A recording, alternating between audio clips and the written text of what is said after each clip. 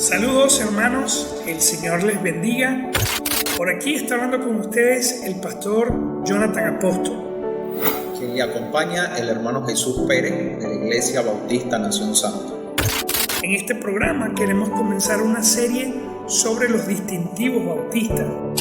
Iglesia Bautista. La mayoría de las personas no conoce ese nombre y siente algo de confusión cuando lo escucha. ¿De dónde viene el nombre Bautista?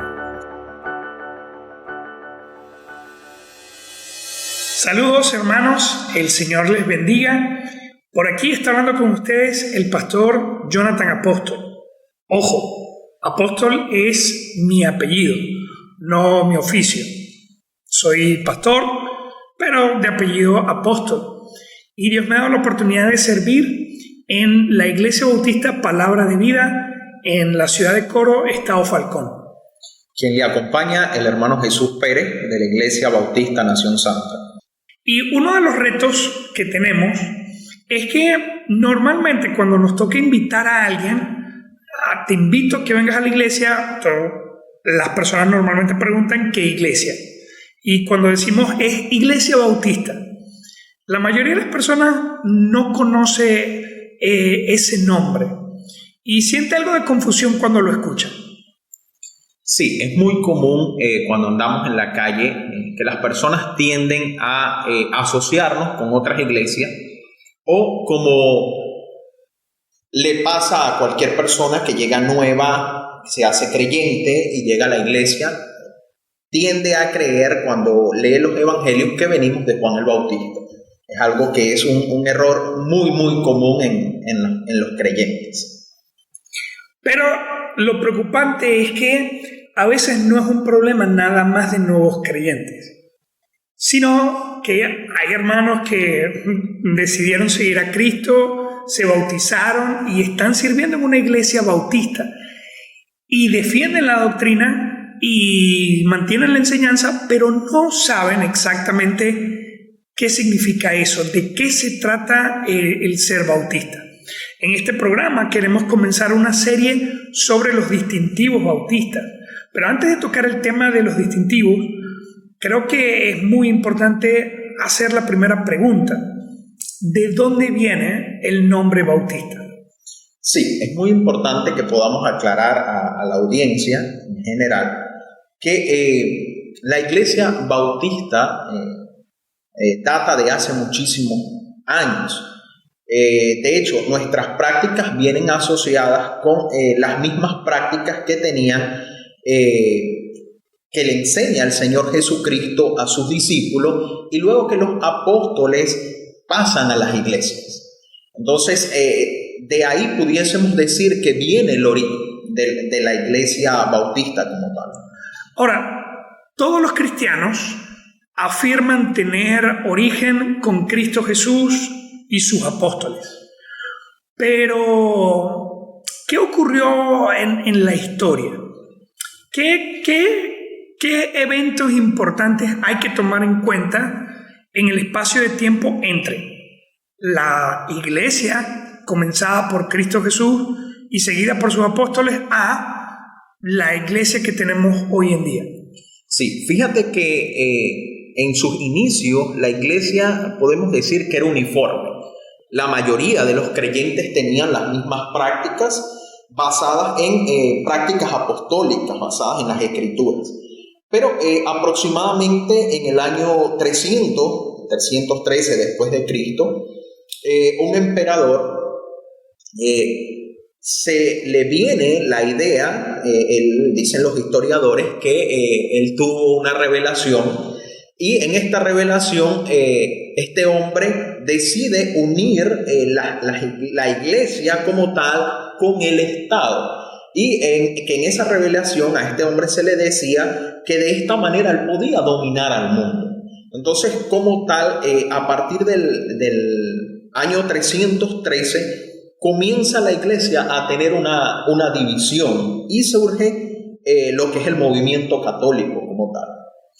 Ok, en un principio todos eran cristianos igualitos, con la misma enseñanza, mismos principios, mismas prácticas, Pero este emperador romano decide tomar a los cristianos, unirlos al gobierno del Imperio Romano, y surge la Iglesia Católica. Ahora, cuando comienza la Iglesia Católica, sabemos que por unirse al imperio ganó mucho poder, tanto económico como militar. ¿Y qué ocurrió con los cristianos que no quisieron ser parte de esa combinación del imperio con las enseñanzas de Cristo? Fíjate que luego de esta división que ocurre dentro de la iglesia, tal como lo estás diciendo, este hombre, basándose en el poderío militar que tenía y ahora poderío religioso, comienza a perseguir a todas aquellas personas que sean contrarias a las prácticas que ellos llevaban. Entonces, puedes revisar en libros de historia el tiempo tiempos históricos, ¿verdad? Donde los creyentes, y de hecho hay ciudades que eran alumbradas con creyentes que eran quemados, ¿verdad? Para amedrentar a las personas y de esta manera lograr que se unieran al movimiento y adoptaran las prácticas como tal católicas. Entonces, todo el que no quiso ser católico terminó o encarcelado o muerto. Sí, una de las maneras como dominaron ellos fue que dentro de sus prácticas se prohíbe la lectura de las escrituras. La lectura de las escrituras solo podía ser realizada por alguien que ocupara una posición dentro de la iglesia. Ahora, muchos años después vemos que en el 1500 aproximadamente surge el movimiento protestante. ¿Qué pasa con los protestantes de acá de este movimiento, quienes son sus precursores, Martín Lutero y Juan Calvino? Ellos comienzan a leer las escrituras, a estudiarlas, generan unas tesis y de ahí se dan cuenta de que las prácticas que llevaba como tal la iglesia eran totalmente erradas y comienza a fracturarse todo el poderío que tenía la iglesia católica. Ok, entonces en este tiempo, líderes dentro de la Iglesia Católica se dan cuenta, hay que hacer cambios, y por eso piensan en la reforma. Pero obviamente todos no estaban de acuerdo con eso, y por eso surge el movimiento de la protesta. Y sabemos que este tema de la protesta dio pie a las iglesias protestantes. Entonces, en este tiempo tendríamos tres grupos: los cristianos bíblicos, que nunca se unieron a la Iglesia Católica, sino que decidieron mantenerse fieles a las Escrituras. Tendríamos a la Iglesia Católica, y ahora el nuevo grupo serían las iglesias protestantes. Sí, exactamente. Surge lo que es la iglesia luterana, la iglesia calvinista, y se mantiene esta serie de grupos. Ahora, el Señor todo lo encamina para bien, porque es importante acotar que luego de la fractura de la iglesia católica, la iglesia bautista como tal sale a relucir o se da a conocer de una manera más clara y sin temor, porque se gana el beneficio de una libertad de culto. Ya no había una religión asociada al Estado, sino que existían una serie de religiones, y esto lo aprovecha la iglesia bautista para surgir como tal. Ok, entonces no fue que las iglesias bautistas comenzaron después de la protesta, sino que la libertad de culto y la libertad religiosa que se produjo como fractura de la Iglesia Católica es lo que le da la oportunidad a otros cristianos, entre ellos los bautistas, a por fin poder salir a la luz y manifestarse públicamente. Es correcto. Eso es lo que básicamente aconteció. La iglesia bautista, sus orígenes están con la iglesia neotestamentaria, con las creencias de los apóstoles, pero sale como tal a relucir aproximadamente en el siglo XVII. La iglesia, luego del siglo XVII como tal, comienza a ser esparcida. No solo se queda concentrada en Europa, sino que podemos decir que las prácticas se extendieron hacia Norteamérica y luego hasta llegar a los países latinos, que es el caso nuestro como tal. Y claro, es una bendición que la Iglesia Bautista cree en que hay que llevar el Evangelio, evangelizar, formar discípulos y comenzar nuevas iglesias hasta lo último de la tierra. Y eso fue lo que permitió que en Europa comenzara un movimiento misionero que trajo la sana doctrina de los bautistas a Norteamérica, y de Norteamérica vino a Latinoamérica. Y en esa parte creo que soy testigo presencial, en el sentido que soy venezolano y conocí a Cristo Jesús en una iglesia bautista en la ciudad de Barquisimeto, Estado Lara. Pero esta iglesia se llama Casa de Oración. Y justamente Casa de Oración fue fundada por un misionero bautista norteamericano.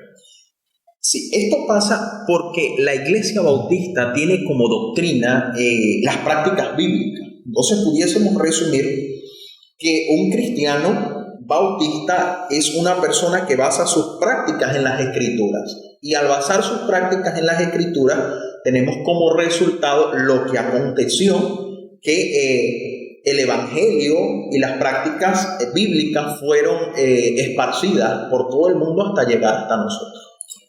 Entonces, concluyendo este punto, dejamos claro que la Iglesia Bautista, a partir del siglo XVII, luego de que terminó el control religioso de la Iglesia Católica y comenzó a haber libertad de culto, a partir del siglo XVII es que la Iglesia Bautista tiene la oportunidad de salir públicamente y darse a conocer.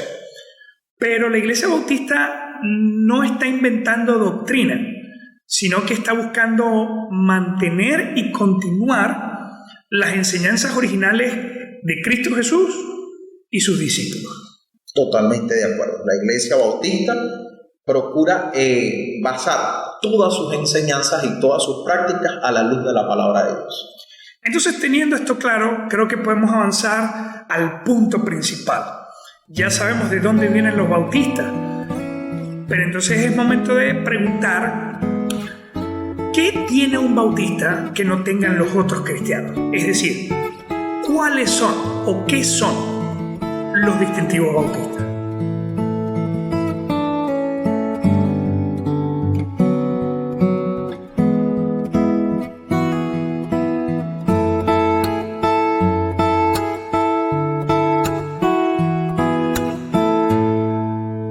Continuamos entonces con nuestro primer programa de Bíblicamente, estrenando la serie sobre los distintivos bautistas. Ya hemos hablado sobre el origen de los bautistas, pero ahora hay que empezar a tocar el tema de los distintivos bautistas. En este caso, ¿de qué estamos hablando cuando nos referimos a distintivos? Estamos hablando de enseñanzas o verdades establecidas por Cristo para la iglesia en la Biblia, en las Sagradas Escrituras.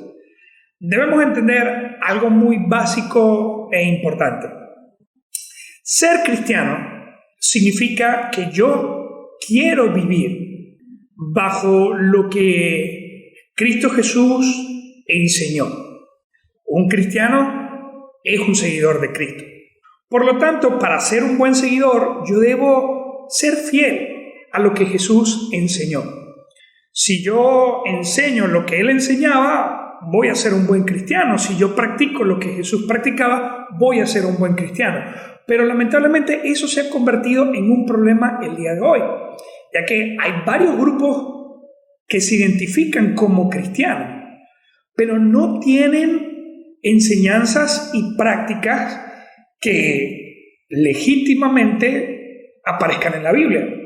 Entonces, ¿por qué hay grupos que se identifican como cristianos, pero sus enseñanzas o prácticas no son totalmente bíblicas. Y aquí es donde vamos a usar una palabra interesante y poco común, y es las denominaciones. Sí, existen en la actualidad diferentes denominaciones. Yo creo que cada día van surgiendo más denominaciones como tal. Pero es importante este punto de aclarar cuáles son los distintivos o aquellas características que diferencian a la Iglesia Bautista de otras denominaciones, porque si nos vamos a similitudes, hay iglesias que tienen un servicio de oración, hay iglesias que se congregan los domingos, pueden ofrendar también. Entonces hay prácticas que podemos decir que son similares, pero la Iglesia Bautista como tal tiene sus diferencias. Ahora, Jonathan, me gustaría que hablaras más en cuanto a esas diferencias como tal o ese distintivo que hay entre otras denominaciones. Ok, vamos a primeramente definir esa palabra, denominación. Normalmente no lo utilizamos, por eso creo que vale la pena desarrollarla. Cuando hablamos de una denominación, estamos hablando de un grupo que se identifica como cristiano, pero ha desarrollado una doctrina, una enseñanza o una práctica. Es decir, es un grupo que dice, yo soy cristiano, pero como grupo hemos desarrollado una interpretación, hemos inventado una enseñanza o una práctica. Entonces ahí tenemos que hacer la división, ¿verdad? Está la iglesia bíblica. ¿Y cuál es la iglesia bíblica? Pues la que busca seguir enseñanzas y prácticas establecidas por Jesús en su palabra. Pero luego están las denominaciones, grupos que han tomado la enseñanza de Cristo, pero han agregado alguna enseñanza o alguna práctica. Hoy en día hay iglesias que se han vuelto famosas, que se han vuelto fáciles de reconocer por este tipo de enseñanzas o prácticas denominacionales. Yo voy a mencionar una y luego te voy a pedir, Jesús, que traigas a tu mente aquella práctica que tú dices, oye, se escucha mucho por ahí que cristianos lo hacen, pero no está en la Biblia. Yo creo que yo pudiera mencionar, hablando de una práctica denominacional, este tema del don de lenguas. Hoy en día hay un grupo de iglesias cristianas que básicamente se ha hecho famoso por el tema del don de lenguas. Y seamos sinceros, el don de lenguas aparece en la Biblia, es un don del Espíritu Santo dado a la iglesia. Pero bíblicamente hablando, cuando tú vas a la Escritura, el don de lenguas es la capacidad sobrenatural que te da el Espíritu Santo para hablar o entender un idioma. Es decir, imagina un judío que solamente habla el hebreo y de repente por el Espíritu Santo comienza a hablar en griego. Cuando examinamos la Biblia, el don de lengua siempre se ha manifestado de esa manera, capacitando a un creyente para que, de manera sobrenatural, sin ninguna explicación, no es que usó Duolingo o algo por el estilo, no.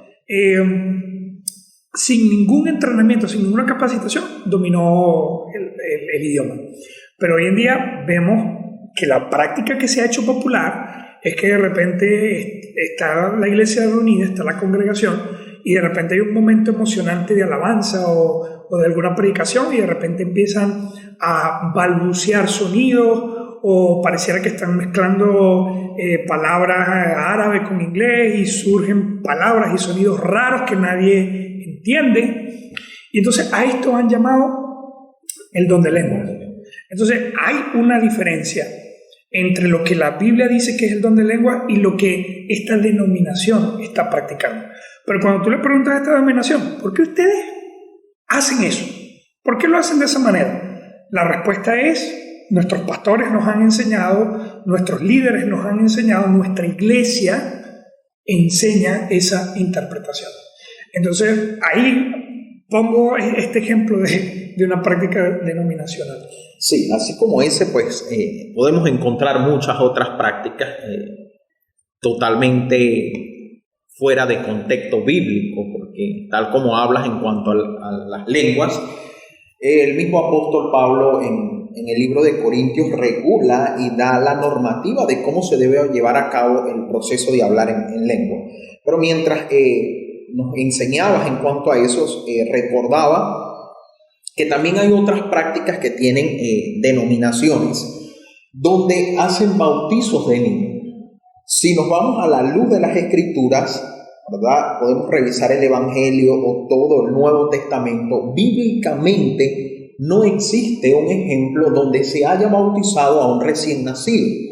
Ahora, estas prácticas son cosas que las denominaciones como tal han añadido. Entonces se puede decir que a diferencia de otras congregaciones, la Iglesia Bautista basa todas sus enseñanzas, todas sus escrituras a la luz de la palabra de Dios. Entonces es bien interesante, no sé a ti, a mí me bautizaron de bebé. Sí, a mí también. Y de hecho, me hicieron antes un ritual que tenía que ver con el agua, algo así. Bueno, igual, a mí me bautizaron teniendo 1 año, obviamente no recuerdo nada. ¿Y qué es lo cómico? Pues que supuestamente a mí me bautizaron, pero la Biblia te enseña que para ser bautizado tienes que escuchar el Evangelio y tienes que haber creído. Entonces, bíblicamente hablando, sería imposible que un niño de 1 año entienda y tome esa decisión. Pero es muy buen ejemplo de lo que es una práctica denominacional. O sea, es un grupo que se identifica como cristiano, pero tienen enseñanzas o prácticas que legítimamente no aparecen en la Biblia. Entonces, para dejarlo claro, los bautistas pueden ser considerados una denominación, pero nosotros entendemos que no lo somos, porque no estamos fabricando doctrina, no estamos inventando enseñanzas. Al contrario, estamos buscando más bien apegarnos al modelo neotestamentario de la iglesia que tanto Cristo Jesús como sus apóstoles enseñaron. Entonces, teniendo eso claro, creo que podemos avanzar la siguiente pregunta de peso en este episodio, y es: ¿cuáles son los distintivos bautistas?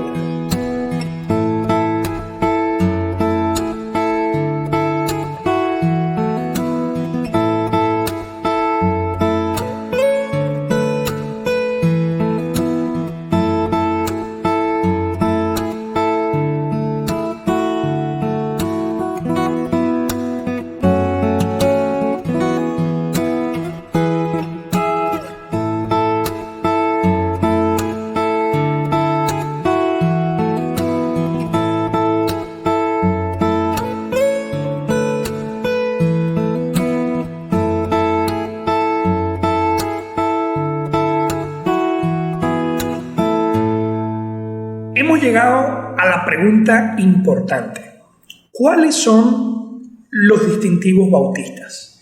Para responder esta pregunta, honestamente me alegra que haya una herramienta didáctica para responderla.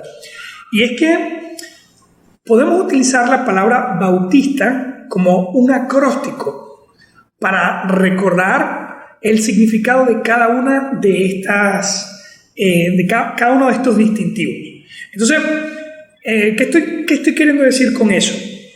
Que si tomamos la palabra bautista, o mejor dicho, tomamos cada letra de la palabra bautista, cada una de ellas representa uno de los distintivos. La palabra bautista empieza con la letra B, y claro, B alta, por si a la mosca. La letra B representa al primer distintivo, uno de los más importantes, y es el de estar bajo la autoridad de las Escrituras. Entonces, repito, ¿cuál es el primer distintivo bautista? usando la letra B, sería bajo la autoridad de las Escrituras. Esto pareciera algo obvio, en el sentido de, debería ser obvio que todo creyente debe tomar la palabra de Dios como la autoridad de fe y práctica. Pero lamentablemente hoy en día hay muchas iglesias en donde la palabra de Dios no tiene la palabra final, no es la autoridad más importante. Pero como bautistas, nosotros tomamos muy en serio lo que dice 2 de Timoteo, capítulo 3, versículo 16.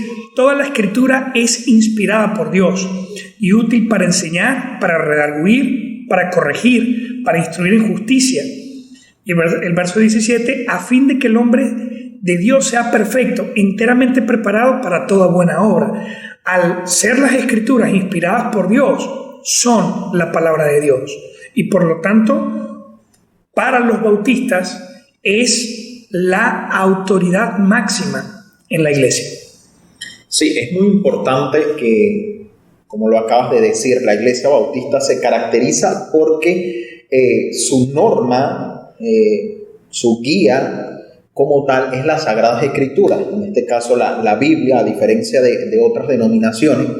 Y puedo recordar al Señor Jesús hablando con los discípulos y recomendándole que debían escudriñar las Escrituras, porque en ellas os parece que hallaréis la vida eterna. Entonces el mismo Señor hacía énfasis en la Escritura como norma, y fue algo que Él practicó. Y nosotros, como seguidores de Cristo, como cristianos que somos, debemos practicar lo mismo. Ahora, otro de nuestros distintivos, siguiendo la palabra bautista, continuamos con la A, y es la autonomía de la iglesia local. La iglesia bautista como tal no tiene por encima de ella alguien o un orden jerárquico como otras denominaciones lo tienen, sino que la iglesia local es totalmente independiente, donde nos basamos nosotros en sostener esta creencia, por supuesto, en la Biblia. Esta creencia es totalmente bíblica. Lo podemos ver, ¿verdad?, en los evangelios, en este caso en Mateo 17, cuando el Señor Jesús está hablándole a los discípulos y a las personas que estaban ahí, le habla en cuanto a la resolución de un conflicto. Y el Señor, ¿qué les dice? Bueno, si hay un conflicto entre hermanos, llama a ese hermano y habla con él. Si él no te escucha, entonces, ¿qué debes hacer?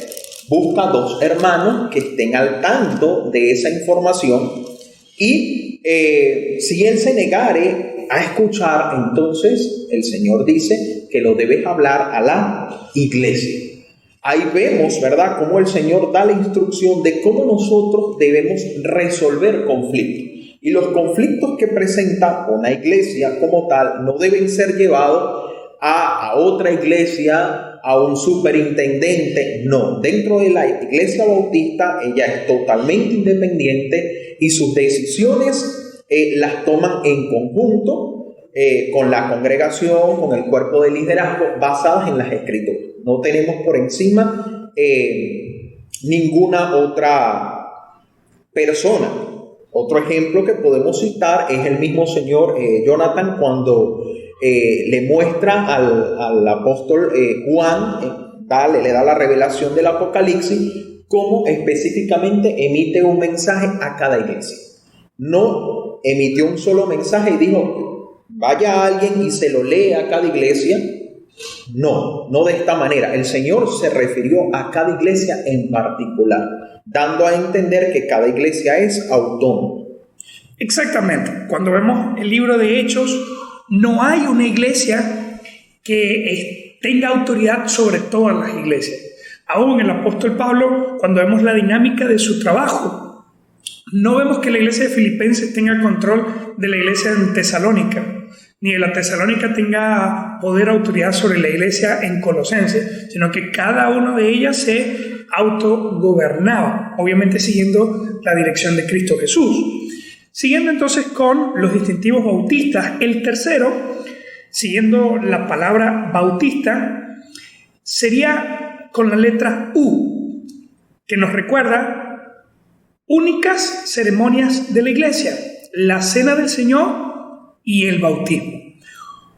Hoy en día hay muchas iglesias que se han inventado una tremenda cantidad de ceremonias y han enseñado que estas ceremonias tienen demasiado peso. Algunos han llegado a pensar que cumplir con ciertas ceremonias en particular puede brindarte salvación. Otros han enseñado que cumplir con cierta ceremonia puede incluso sacarte del infierno, cosa que no, bíblicamente hablando, la salvación solamente viene del creer. No hay una ceremonia que te dé la salvación y por lo tanto no hay ceremonia que te saque del infierno. Entonces, de todas las ceremonias cristianas de las que se hablan por allí, ¿cuáles son verdaderamente bíblicas? Cuando vamos a la palabra de Dios, la iglesia neotestamentaria, o sea, del Nuevo Testamento, solamente tiene dos, y esas son la cena del Señor y el bautismo. En 1 Corintios capítulo 11, versículo 23, escribe el apóstol Pablo: porque yo recibí del Señor lo que también os he enseñado, que el Señor Jesús, la noche que fue entregado, tomó pan, y habiendo dado gracias, lo partió y dijo: tomad, comed, esto es mi cuerpo que por vosotros es partido, haced esto en memoria de mí. Asimismo, tomó también la copa, después de haber cenado, diciendo: esta copa es el nuevo pacto en mi sangre, haced esto todas las veces que la bebieras en memoria de mí. Entonces, si examinamos, el apóstol Pablo dice: yo les estoy entregando a ustedes lo que yo recibí. Y en este caso, el apóstol Pablo hace énfasis en la cena del Señor. Luego, otra ceremonia que es constante en las primeras iglesias cristianas es el bautismo. Toda persona que tomaba una decisión por Cristo se bautizaba. Y esto es algo que ocurrió desde el primer día. En el libro de Hechos, capítulo 2, el inicio e inauguración de la iglesia, Hechos capítulo 2, dice así, en versículo 41, así que los que recibieron su palabra fueron bautizados, y se añadieron aquel día como 3,000 personas, y perseveraban en la doctrina de los apóstoles, en la comunión unos con otros, en el partimiento del pan y en las oraciones. La Biblia no tiene muchas ceremonias para la iglesia, tan solamente dos: la cena del Señor y el bautismo. Es lo que los bautistas han encontrado en la Biblia. Perfecto. Son nuestras creencias. El resto, tal como lo acabas de explicar, son añadiduras que han hecho ciertas denominaciones. Continuando, ¿verdad?, con el acróstico, ahora nos toca la letra T, donde tenemos como distintivo, como base de nuestras creencias, todos los creyentes son sacerdotes. Ahora, déjame leerte el texto que está en 1 de Pedro, capítulo 2, versículo 9. Dice así la Escritura: mas vosotros sois linaje escogido, real sacerdocio, nación santa, pueblo adquirido por Dios, para que anunciéis las virtudes de aquel que os llamó de las tinieblas a su luz admirable. Esta parte tiene que, déjenme contarle a grosso modo un poco o ponerlos en contexto. Recordemos que en el Antiguo Testamento el pueblo de Israel, para apaciguar la ira de Dios, hacía sacrificio. Este sacrificio era llevado a cabo por el sumo sacerdote. Ellos entraban al templo, pero el templo tenía su división. Estaba el lugar el atrio, el lugar santo y el lugar santísimo. En el lugar santísimo, que era el lugar donde se encontraba el arca del pacto, solo tenía acceso el sumo sacerdote, quien de manera analógica representaba al Señor Jesucristo. Solo él podía entrar ahí y hacer el sacrificio. Con la venida del Señor Jesucristo, todas estas prácticas o estos rituales son abolidos. Y el Señor nos da a cada uno de nosotros, como creyentes, el acceso para poder comunicarnos con Él. Antes no era así. Antes todo el pueblo ponía toda su esperanza en aquel sacrificio y en aquel ritual que llevaba a cabo el sumo sacerdote. Hoy en día no. Hoy en día cada creyente, cada persona puede a través de la oración entrar en comunión con Dios. Por eso la Escritura dice que nosotros somos llamados, en este caso el apóstol Pedro decía que nosotros somos un real sacerdote. ¿Por qué? Porque tenemos ese acceso que nos permite el sacrificio del Señor en la cruz de poder entrar en comunión con Dios Padre. ¡Qué bendición! Ya no necesitamos mediadores. Ahora nosotros tenemos, cada creyente tenemos ese acceso directo a Cristo Jesús. Lo que nos lleva al siguiente distintivo. Siguiendo el acróstico de Bautista, tenemos la letra I, que en este caso tiene que ver con iglesia cuyos miembros son salvos y bautizados. Hoy en día tenemos iglesias cuyas membresías parece que tienen la misma dinámica de un club social.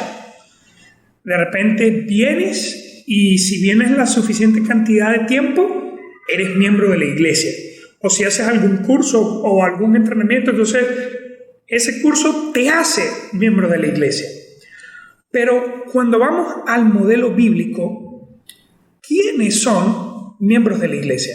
Comprendemos que la iglesia es el cuerpo de Cristo.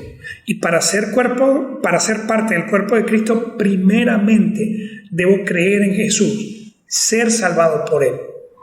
La salvación me vuelve miembro de su cuerpo, espiritualmente.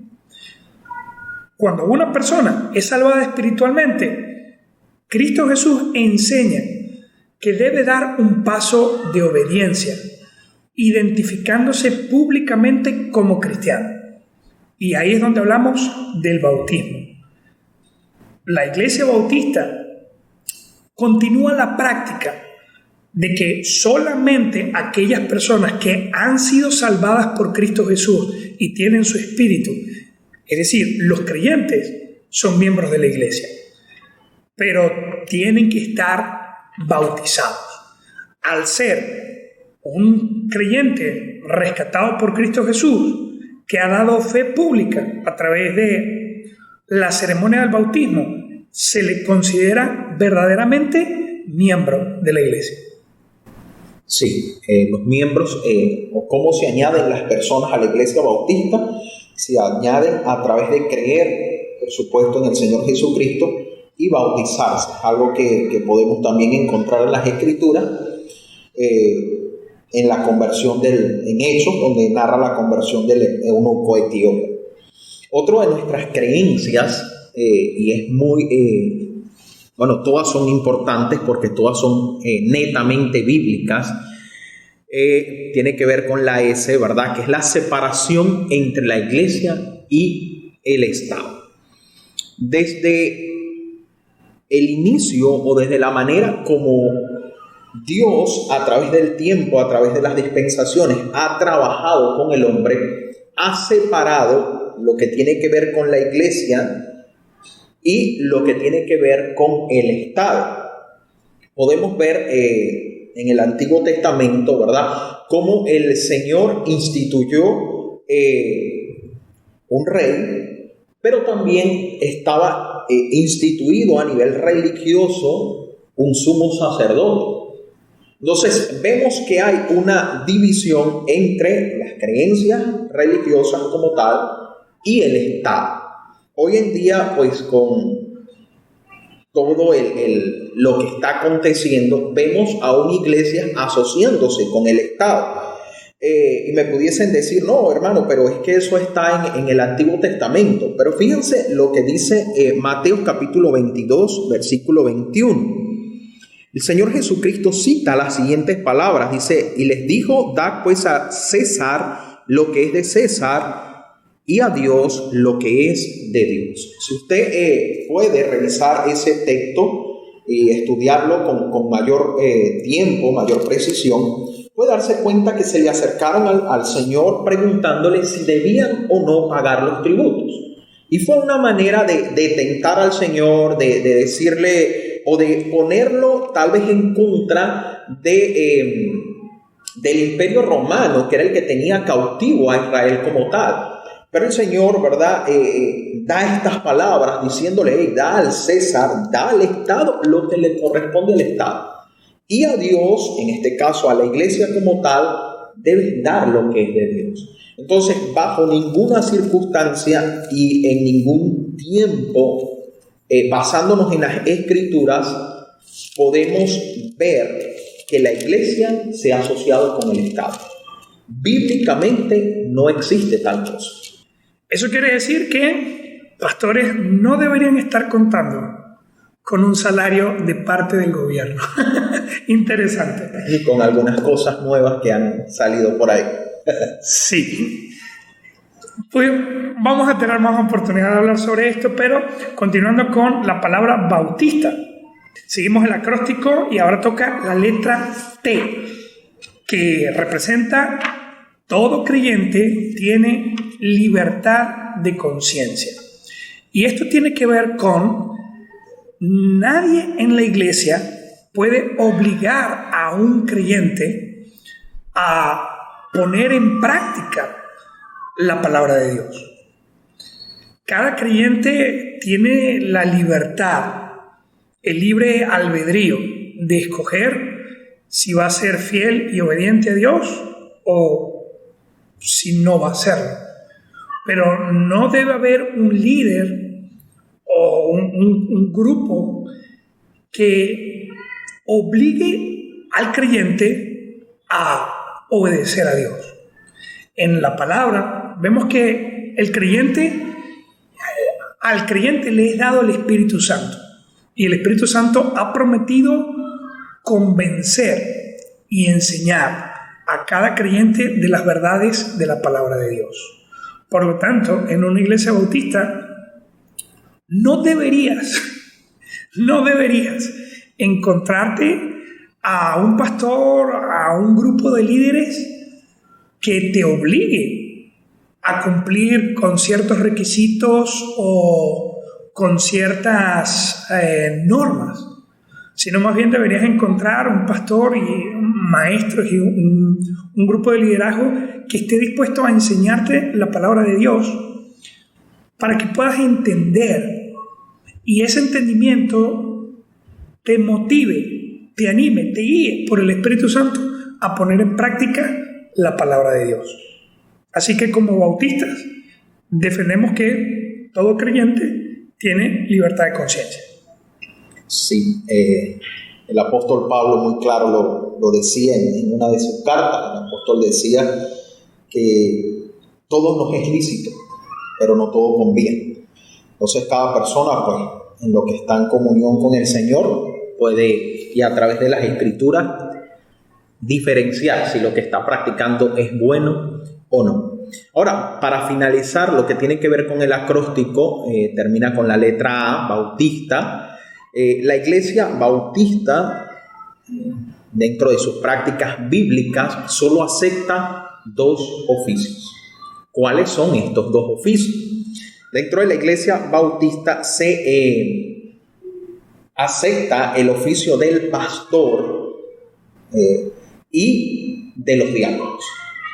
Cuando nos vamos a la luz de las Escrituras, Pablo da ciertos requisitos para aquel hermano que anhela el obispado. Y también en esa misma carta de Timoteo y aún a Tito, da los requisitos también para un diácono. Entonces, no existe otro tipo de figura jerárquica como tal o de un título dentro de la iglesia.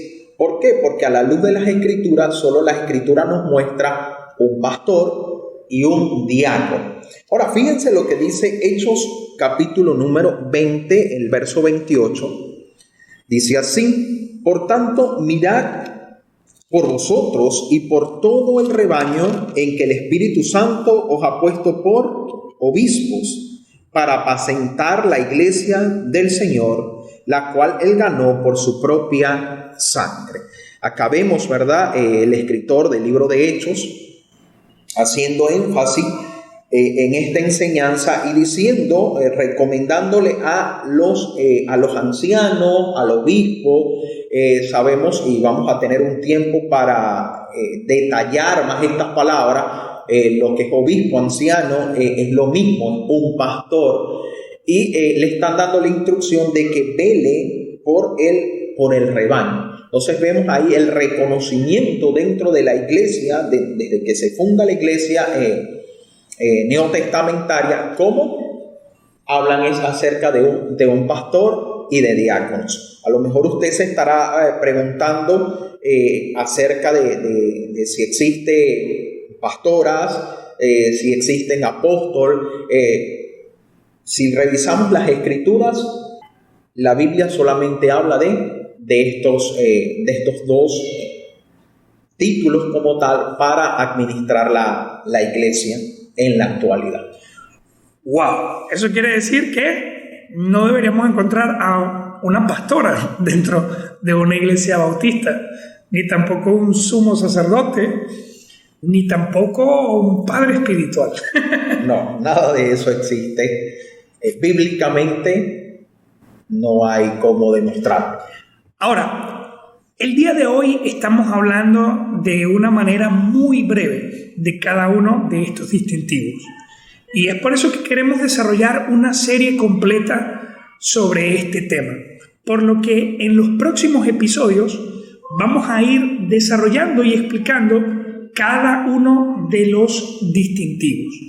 Entonces, espero se animen a acompañarnos en el resto de esta serie, porque estamos viviendo un tiempo de mucha confusión y mucha desinformación en cuanto a la Biblia. Y hoy más que nunca es necesario aferrarnos a la palabra de Dios como una antorcha que brilla en un lugar oscuro. Sí, no queremos con este tipo de material generar polémica como tal, sino más bien queremos aclarar aquellas dudas que ustedes puedan tener y mostrar a través de las escrituras cuáles son las verdaderas creencias o prácticas bíblicas que debe tener un cristiano. Agradecemos el que hayan escuchado el programa y esperamos en el Señor que nos puedan seguir acompañando. Estuvo con ustedes el pastor Jonathan, de apellido Apóstol. El hermano Jesús Pérez. El Señor les bendiga.